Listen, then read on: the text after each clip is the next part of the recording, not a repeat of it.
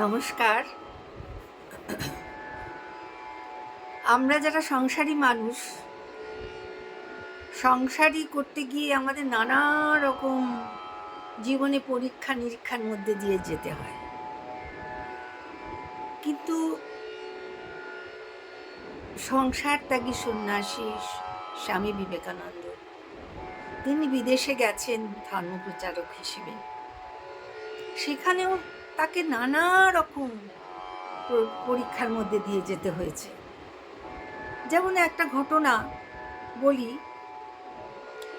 আমেরিকার পশ্চিম প্রান্তের একটা নগরীতে স্বামীজি একবার বক্তৃতায় বলেছিলেন, যিনি সর্বোত্তম সত্যে পৌঁছেছেন, বাইরের কোনো কিছুই তাকে বিচলিত করতে পারে না।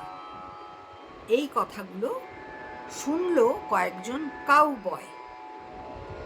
তারা ঠিক করলো স্বামীজির উপরেই এই কথাগুলি পরীক্ষা চালাতে হবে। এবার স্বামীজি তাদের গ্রামে বক্তৃতা দিতে গেছেন। তারা একটা টব উল্টে দিল, বলল তার উপরে দাঁড়িয়ে তাকে বক্তৃতা দিতে হবে। স্বামীজি একটু দ্বিধা করলেন না, তার উপর উঠে দাঁড়ালেন।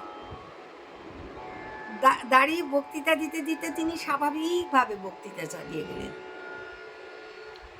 সেই সময় তার কানে দুপাশ দিয়ে গুলি বর্ষিত হতে লাগলো, শোঁ শোঁ করে গুলি ছুটতে লাগলো।